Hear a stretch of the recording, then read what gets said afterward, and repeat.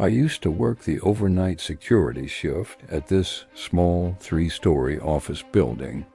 It was usually a pretty cushy gig, honestly. By 7 p.m., every single tenant was gone. It was just me, the bank of security cameras, and the kind of deep, profound silence that only happens in an empty building in the middle of the night. The monitors were ancient, the kind with the big, bulky backs. They had this constant, slight, static haze over them, and there was always a bit of a delay between what was happening live and what showed up on screen. Nothing out of the ordinary, just old tech. I'd gotten used to it. But one night, everything changed. I remember glancing at the clock on the monitor. It read 2:13 a.m. My eyes were starting to get heavy. That mid-shift slump was hitting hard. Suddenly, camera 6, the one pointed down the 3rd floor main hallway, just flickered. Not like a power surge, but like a blink. It was just enough to snap me awake. I leaned in closer to the screen, my face just inches from the glass. And that's when I saw him. There was someone standing at the far end of the hallway, just standing there, perfectly still. My heart immediately started hammering against my ribs. This was impossible. The entire building was locked down tight. I had done the rounds myself at 10 p.m. Every door was secured. Every window was locked. No alarms had gone off. There was absolutely no way anyone could have gotten inside without me knowing. I used the clunky joystick to zoom in on the figure. The image was grainy, distorted by the static, but I could make out the shape of a man. He was tall, and he appeared to be wearing a dark blue maintenance uniform, the kind our daytime crew wore. But here's the part that really truly started to creep me out. He wasn't moving at all. Not even the slight sway a person has when they're standing still. No rise and fall of his chest to indicate breathing. He was frozen, like a photograph pasted onto the live feed. It was deeply, fundamentally wrong. My training kicked in, overriding the initial panic. I grabbed my radio, thumbed the button. "Dispatch, this is Unit 1.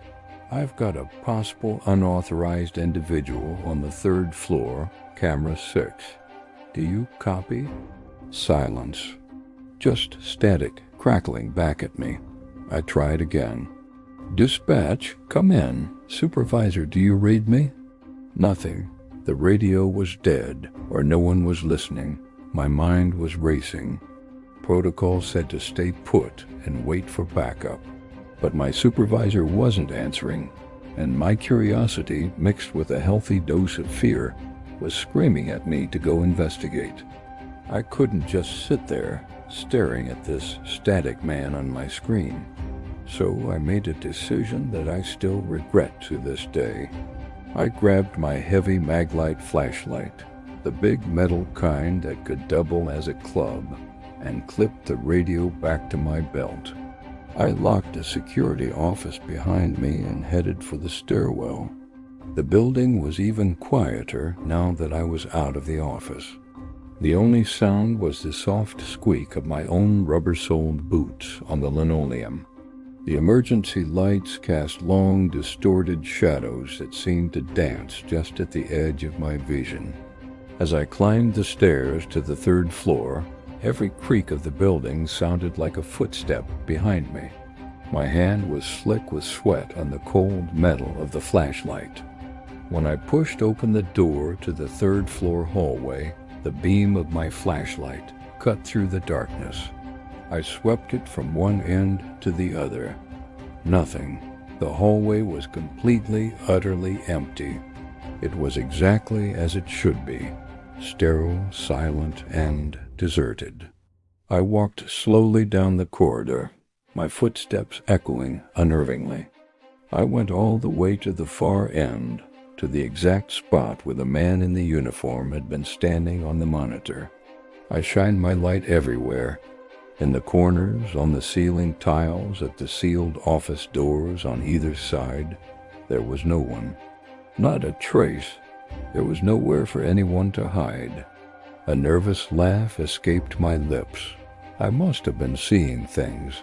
The late hour, the old monitors, the static. My mind must have played a trick on me. I felt a wave of relief wash over me, feeling foolish for getting so worked up. I shook my head, turned around, and started walking back toward the stairwell, my flashlight beam bouncing ahead of me. The walk back felt much shorter. I got back downstairs, unlocked the security office, and sank into my chair, letting out a long breath. I glanced up at the bank of monitors, ready to settle in for the rest of a boring, uneventful shift. But my eyes landed on camera 6, and my blood ran cold. The monitor still showed the third-floor hallway, and there I was, standing at the far end of it. The figure in the security guard uniform, my uniform, was standing right where the maintenance man had been. It was facing the camera directly, but that was impossible. I hadn't been facing the camera. I had been walking away from it, with my back to it the entire time. I stared, frozen in my chair, unable to process what I was seeing. The image on the screen, the version of me, was completely still, just like the other man had been.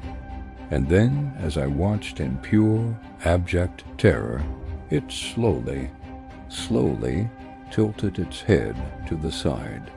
A wide, unnatural smile spread across its face, a smile I've never made in my life. The eyes were just dark pixels, but I felt them staring right through the screen, right into me. I didn't even pack my things. I ripped my badge off my shirt, threw it on the desk, and ran. I ran out of that office, out of that building, and I never looked back. I called in the next morning to quit. I just said it was for personal reasons. The building manager sounded confused. When I mentioned the incident, trying to warn him, he just laughed. He told me I must have been dreaming. He said there was no way I could have seen anything on the monitors. The entire camera system had been disconnected for maintenance for the past 3 months. They were scheduled to be replaced next week. Thanks for watching. If you have a story you want to share, let me know in the comments. And don't forget to like and subscribe for more.